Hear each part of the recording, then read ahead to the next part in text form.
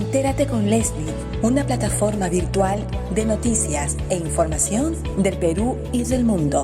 Entrevistas y transmisiones en vivo. www.enterateconleslie.com. Muy buenas noches, amigos televidentes. Te saluda Leslie Yatas Ramírez en la dirección y conducción de Entérate con Leslie. Siempre es un placer reencontrarnos todos los miércoles de 7 a 8 de la noche a través de nuestras plataformas virtuales Facebook, YouTube y Twitter. También quiero saludar a todas las familias del Perú y del mundo, porque las redes sociales llegan a todas partes del mundo. Te invitamos a que nos sintonices a través de nuestras plataformas de redes sociales y te invitamos también a que accedas a nuestro link www.enterateconleslie.com, donde vas a encontrar información del Perú y del mundo de la más actualizada.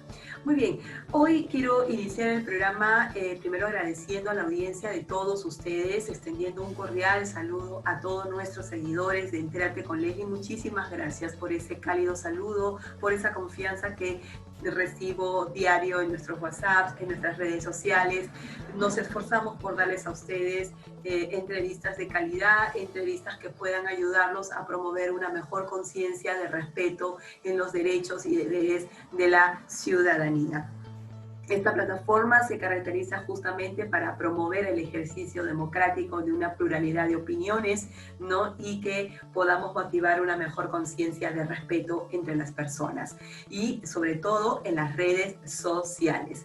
Muy bien, hoy vamos a tratar un tema bastante delicado, y es que seguimos todavía con este conflicto político entre poderes del Estado, ejecutivo y legislativo. Si bien es cierto, la disolución del Congreso cerró un capítulo de este conflicto político entre poderes, sin embargo, continúa todavía los enfrentamientos entre ambos poderes del Estado, pero con nuevos actores, con nuevos contextos y hechos que marcan justamente la dinamicidad de los escenarios políticos en nuestro país.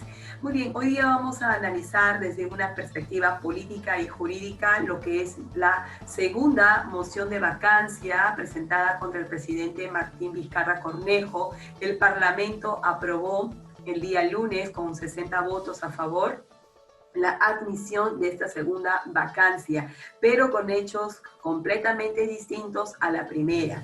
Y nos estamos refiriendo a los presuntos actos de soborno que habría recibido el presidente Martín Vizcarra en su condición de ex gobernador de Moquegua, ¿no? Por obra INSA, al amparo de las declaraciones de algunos colaboradores eficaces, ¿no?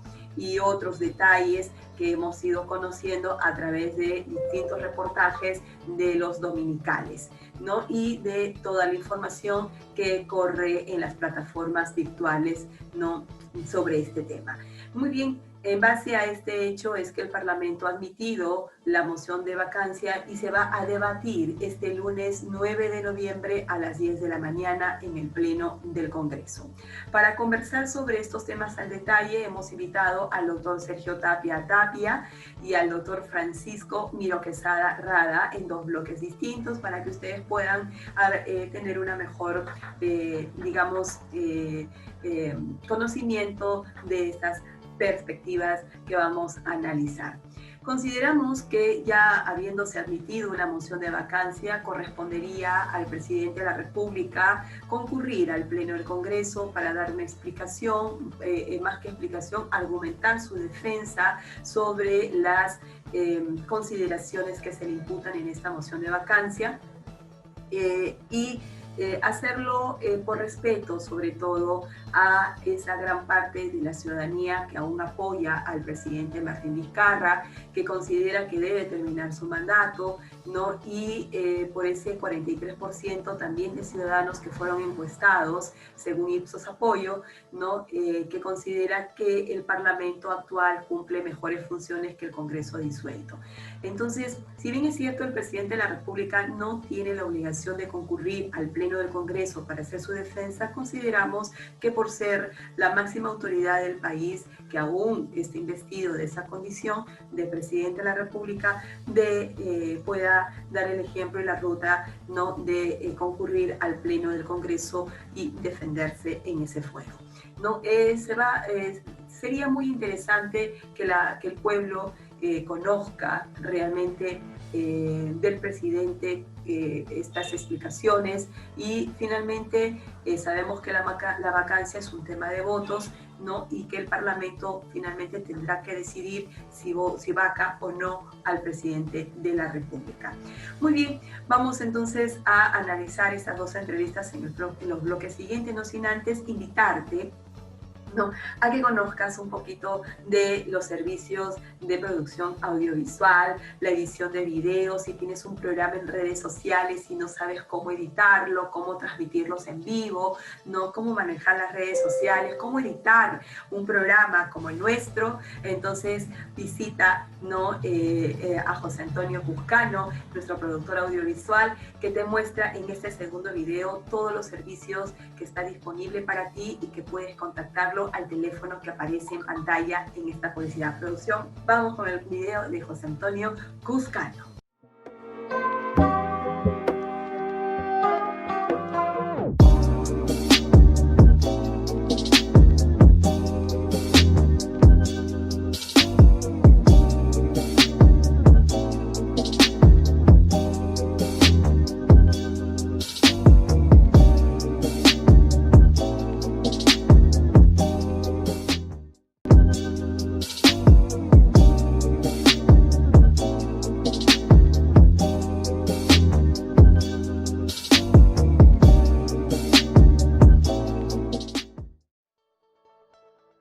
Muy buenas noches, amigos televidentes. Les saluda Leslie Yata Ramírez, directora y conductora de Entérate con Leslie. Tenemos vía enlace Zoom en vivo al doctor Sergio Tapia Tapia, un reconocido abogado peruano, jurista, especialista en Derecho Constitucional y Derecho Penal, con quien vamos a conversar sobre la admisión de esta segunda vacancia contra el presidente Martín Vizcarra Cornejo, ya sobre hechos un poco más concretos, basados incluso en una investigación fiscal, ¿no?, que se refiere al presunto soborno recibido por el presidente, ¿no?, en su condición de exgobernador en Moquegua. Estos son hechos distintos a una primera vacancia, que era solamente audios que revelaban cómo ocultaban una información a la Fiscalía con relación a la contratación de Richard Cisneros, más conocido como Richard Swing. Vamos a darle la más cordial bienvenida a nuestra plataforma virtual al doctor Sergio Tapia Tapia. Muy buenas noches, doctor. Es un honor y un placer conectarnos con usted. Muy buenas noches, doctora. El honor es para mí recibir invitación a su programa. Encantado. Muchas gracias, doctor. Y vamos de frente al análisis político y jurídico que con usted siempre hemos hecho en la plataforma de una manera muy enriquecedora. Su opinión de esta segunda vacancia que se debate, ya fue emitida por 60 votos y se debate este lunes 9 de diciembre. 9 de noviembre, sí. Perdón. Me hizo usted bien la pregunta, el análisis jurídico y político. Porque lo jurídico y político son dos planos que van con distinta dinámica. Correcto. Muchas veces lo políticamente posible es jurídicamente irrealizable. Y a veces lo jurídicamente admisible es políticamente incorrecto, por decir un término.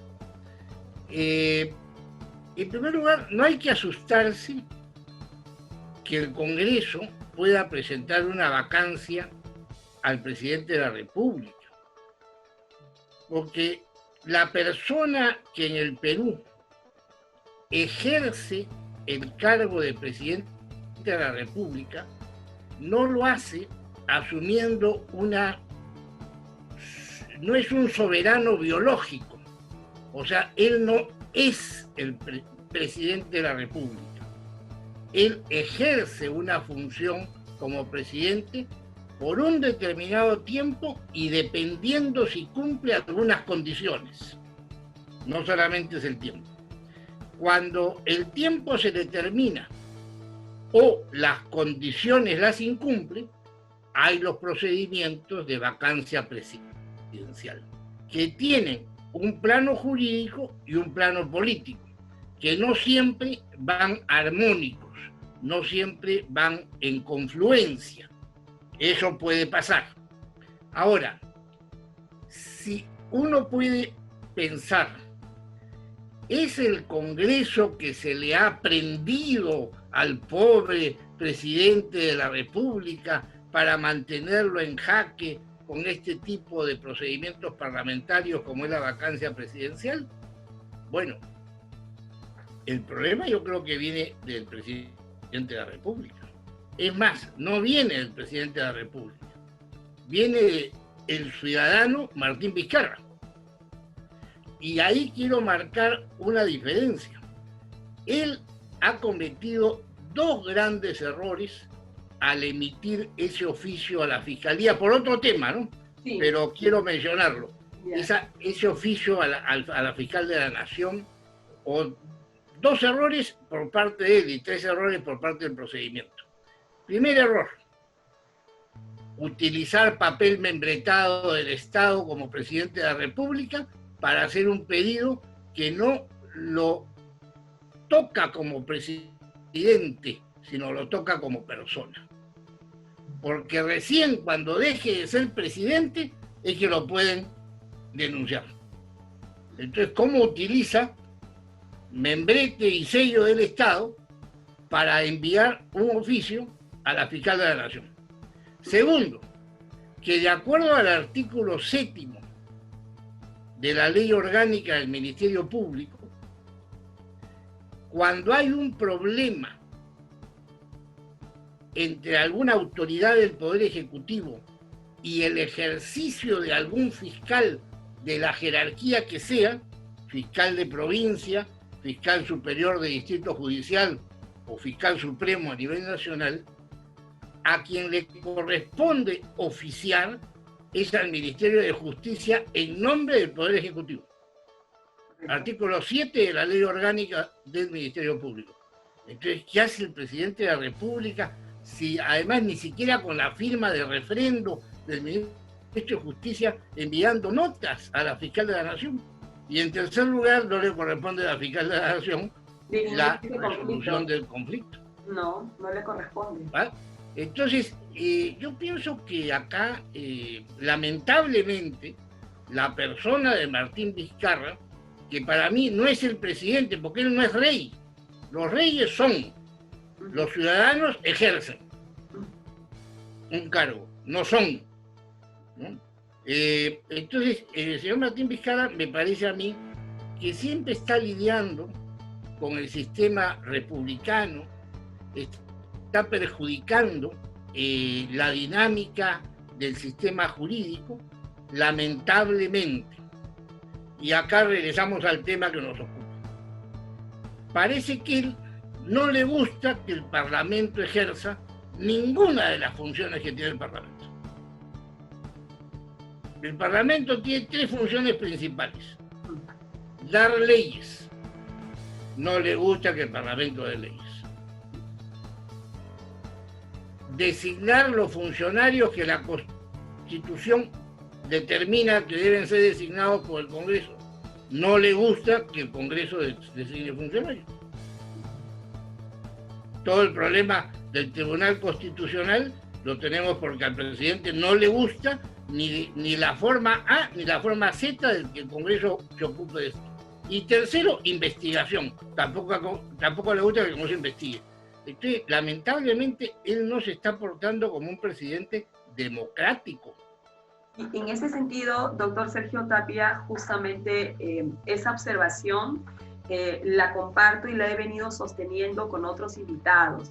Desde que se dio la disolución del Congreso, y no vamos a entrar a terrenos de debates jurídicos, constitucionales, porque eso lo hemos hecho en su oportunidad,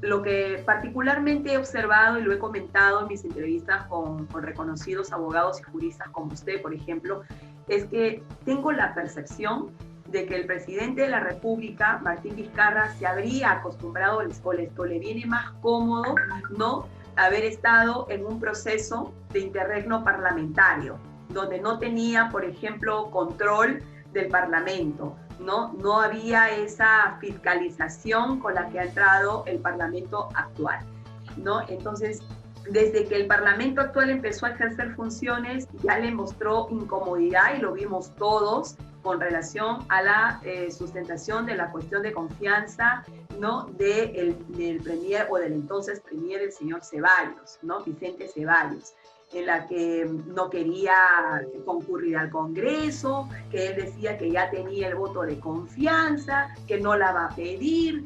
Entonces se armó toda una explosión de comentarios y discusiones jurídicas en el tema, y recuerdo que esta plataforma también opinó en ese sentido, ¿no? Finalmente el premier acudió y tuvo que solicitar, le guste o no, el voto de confianza o el voto de investidura mal llamado, ¿no? Entonces, desde ahí empezó ya un poco los desbarajustes. El Parlamento votaba leyes populistas, entre comillas. También el Ejecutivo lo está haciendo. Ahora empieza a interpelar ministros, empieza a fiscalizar lo del COVID, ¿no? Genera situaciones evidentemente incómodas, le ha censurado un gabinete, ¿no? Entonces, y ahora estamos ante dos mociones de vacancia. La primera se cae, ¿no?, por toda una orquesta de escenarios políticos entre sedición, falta de votos, desistimiento de algunas bancadas, etcétera. Un poco floja la vacancia en cuanto a argumentos, pero hoy tenemos una vacancia, es una moción admitida, pero en base a hechos un poco más serios y ya provenientes o salientes de una investigación fiscal. Y a eso iba, ¿no? Finalmente la vacancia es tema de votos, doctor Sergio Tapia, ¿no? Es un tema de votos, y si el Parlamento tiene los votos y cumple con el debido proceso, pues va a vacar al presidente. Pero si no los tiene, va a quedar simplemente en un segundo intento.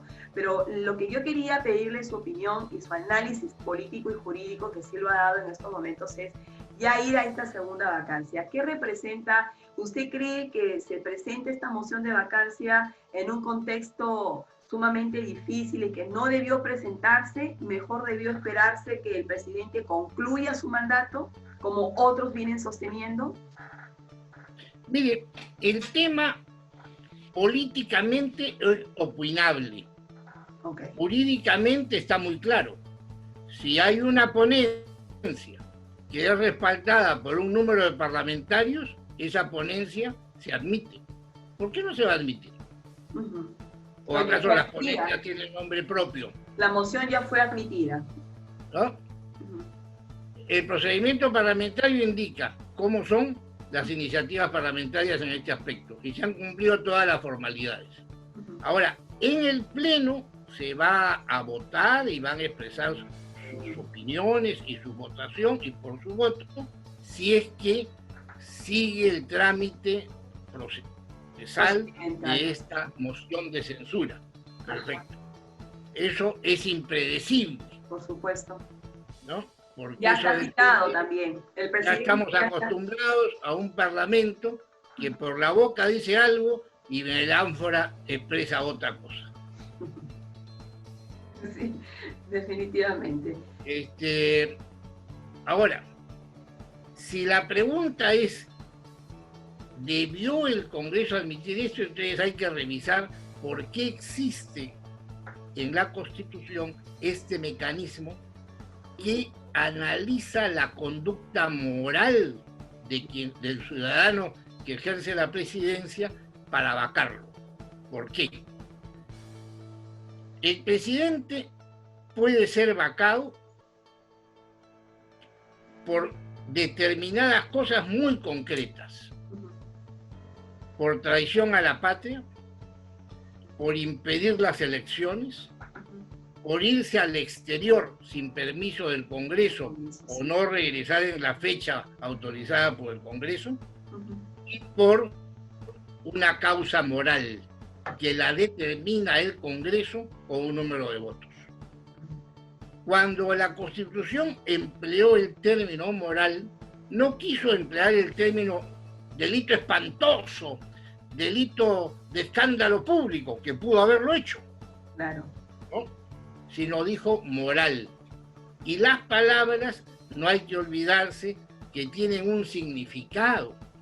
No hay que caer en la tentación del enfoque estructuralista, en el enfoque estructuralista, uno interpreta lo que dice el otro de tal manera que cuando el otro dice sí, para el que escucha, a través de un proceso de racionalización estructuralista, puede interpretar que dijo no, o al revés.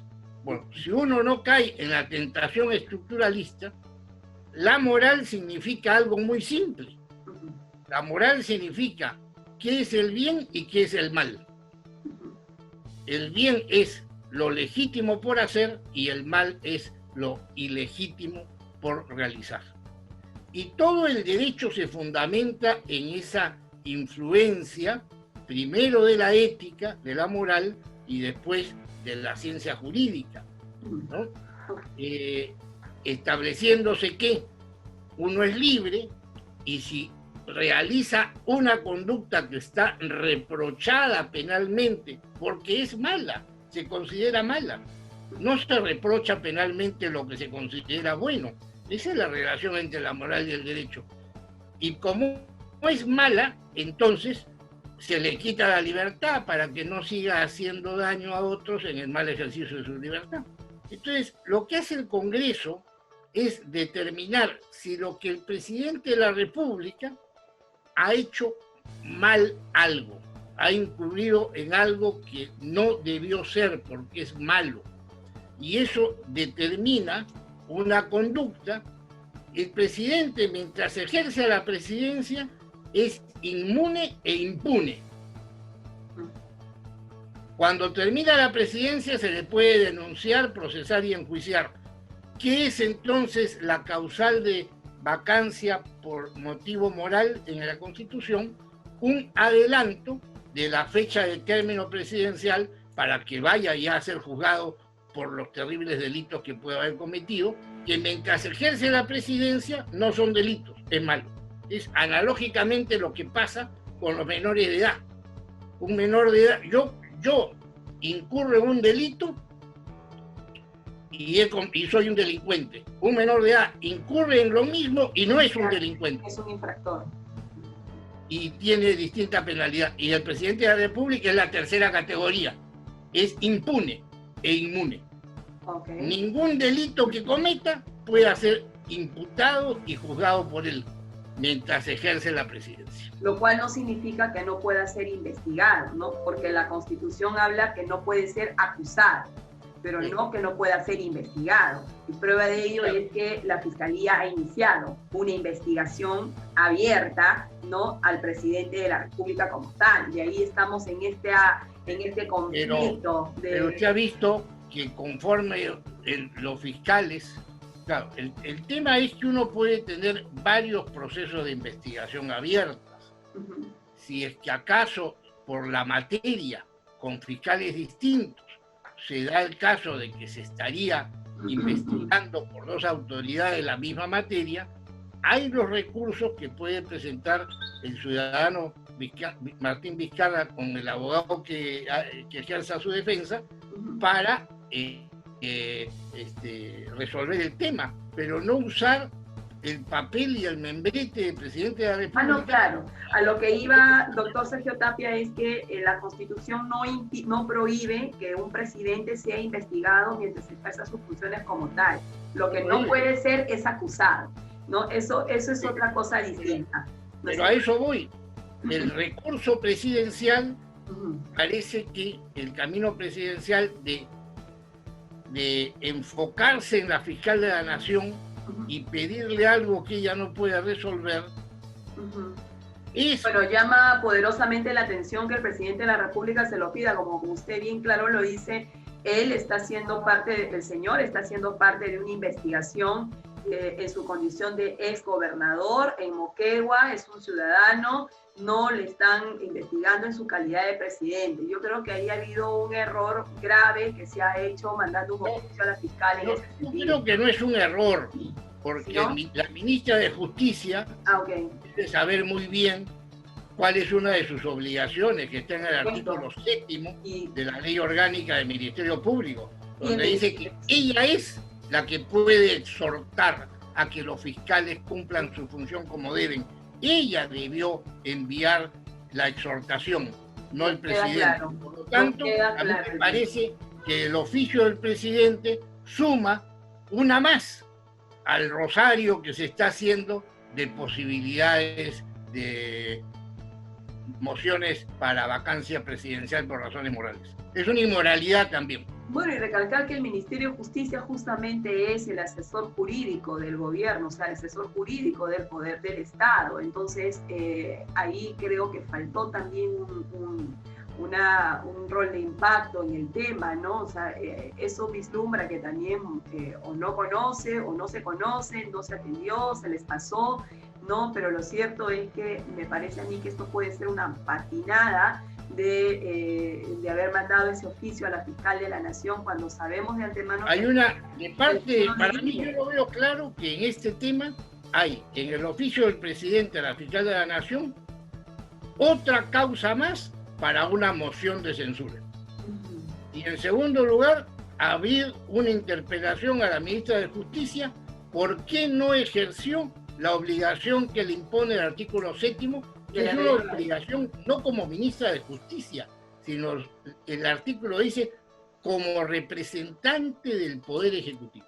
Okay. O sea, que implica... Nos queda realmente claro este tema, por eso consideramos eso que ha sido realmente un error muy serio que se ha cometido de mandar esto a la Fiscalía de la Nación. Además, en una entrevista que se le hizo al fiscal Rafael Vela en Cuarto Poder, recuerdo yo porque hicimos una nota al respecto, dijo claramente que la fiscal de la Nación no dirime conflictos de competencia, eso tiene un cauce procesal, y si hay un conflicto de competencia entre fiscalías, lo dirime el fiscal superior y si esto llega al fiscal supremo, pero no lo hace la fiscal de la Nación, ¿no? Lo dejó claramente establecido en una entrevista. Entonces, y con las personas y los juristas que hemos conversado en esta plataforma, también hemos llegado a esa conclusión, que la fiscal no dirime competencia, pero lo que puede ser es esclarecer, ¿no? una situación, pero no dirimir, ¿no? Entonces, pedirle a la fiscal de la Nación que dirima, que diga quién es la fiscalía, eso es desconocer la atribución del Ministerio Público, y ahí sí el Ministerio de Justicia debió asumir el rol que le correspondía. Entonces, vamos ahora, a... sobre eso, sí. Quisiera agregar que el gran problema, tanto en la Administración de Justicia por el Poder Judicial como la que le corresponde al Ministerio Público, es haber roto una organización que funcionaba bien, que era la jurisdicción territorial. Ajá.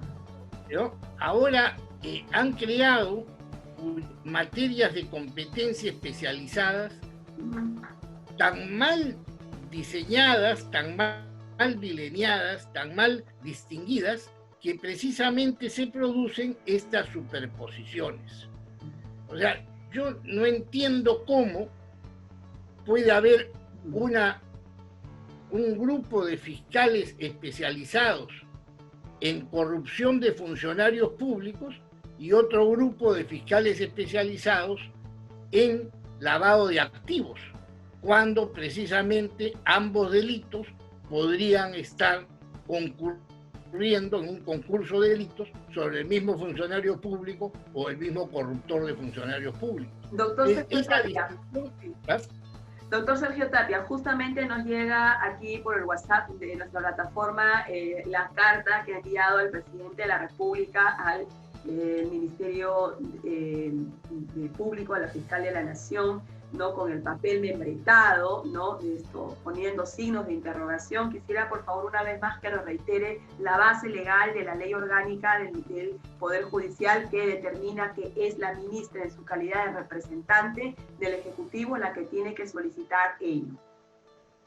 Sí, es clarísimo. Fíjese, el artículo 7 dice de la ley orgánica del Ministerio Público: el Poder Ejecutivo, por intermedio del Ministerio de Justicia, puede hacer exhortaciones a los miembros del Ministerio Público en relación con el ejercicio de sus atribuciones. Si estos, o sea, los fiscales exhortados, no las considerasen procedentes, las elevarán en consulta al fiscal de la Nación, quien las absolverá de inmediato o la someterá a la decisión de fiscales supremos, según fuera la naturaleza del asunto consultado.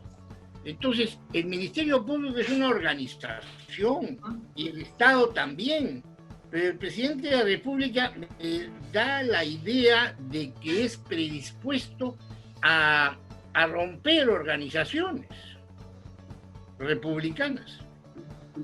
Doctor Sergio Tapia, para usted, ¿el presidente de la República ha incurrido en una incapacidad moral permanente para que sea vacado en esta segunda oportunidad? Mire, si yo fuera congresista, sí. Pero ese es un tema que nosotros hemos delegado a que el Congreso, las 130 personas que ahí están, decidan según su propia conciencia, con libertad y honestidad. Pero yo creo que deberían decidir lo correcto. Y para mí lo correcto es que es mejor un presidente que sistemáticamente enfrenta a los organismos y a las instituciones, que tiene un precedente, que manipuló un plebiscito dando las respuestas a la población, y que es peligrosísimo tener a él como presidente de la República cuando tengamos un proceso electoral dentro de unos meses. Por la salud de la República debería salir. Muy bien. Yo solamente quiero, para cerrar esta entrevista, agradecerle, doctor Sergio Tapia, su presencia en nuestra plataforma virtual sobre esta discusión jurídica y política de la segunda moción de vacancia. Definitivamente, estos hechos que ahora son base de la segunda vacancia que está viendo el Parlamento este lunes 9 de noviembre son completamente distintos a la primera, ¿no? Sí, es una situación grave en la que está el presidente de la República y digamos, considero a título personal que independientemente que se geste o no los votos o que se tengan los votos para vacar al presidente, considero de que el presidente de la República que está siendo sometido a una segunda vacancia debe, como autoridad máxima del país, concurrir al Parlamento, ¿no? Si bien es cierto, no tiene la obligación de hacerlo y puede enviar a su abogado, pero pienso que él, siendo hasta el momento el presidente de la República, autoridad máxima del gobierno del país, debe concurrir al Parlamento y darle una explicación a la representación nacional por ese respeto, ¿no?, de una gran parte de la ciudadanía que, a pesar de todo lo que se ha conocido, lo sigue apoyando, y por ese respeto de ese 43% también de personas que consideran que este Parlamento ha funcionado o está funcionando mejor que el Congreso disuelto, según encuestas del Ipsos Apoyo del diario El Comercio, ¿no? Esto tiene una base, eso está en la cuenta Twitter de Ipsos, está en la portal del diario El Comercio sobre estas encuestas que ha realizado hace poco respecto a qué le parece a la ciudadanía si este Parlamento funciona mejor o no que el anterior. Bueno, el 43% ha respondido que sí.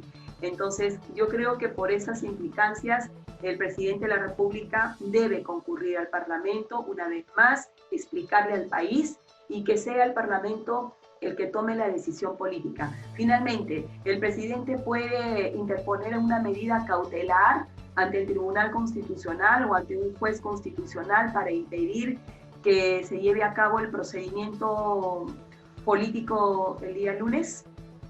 Mire, a mí me queda la imagen del señor Martín Vizcarra como presidente de la República, que es un presidente que llevaba papeles a la mesa de partes del Congreso y que no entraba al Congreso a definir políticas y aclarar su situación, que es pronto variada, su situación personal, desde Moquegua.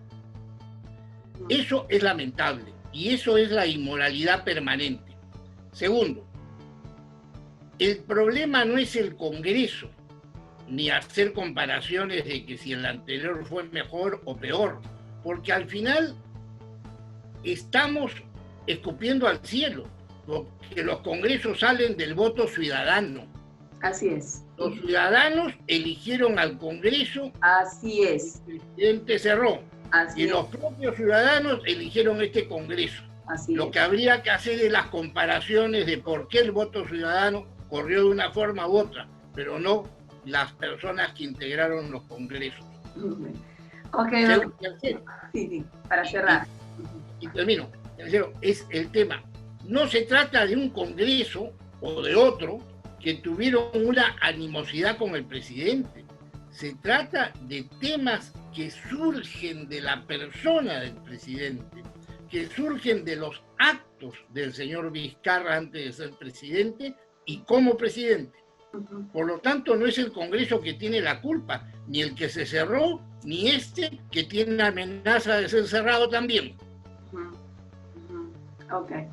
Muchísimas gracias, doctor Sergio Tapia, por esta entrevista. Amigos, hacemos una brevísima pausa comercial y regresamos con la segunda entrevista respecto también al tema de vacancia con el doctor Francisco Miro Quesada Rada. No te lo pierdas, regresamos en breve.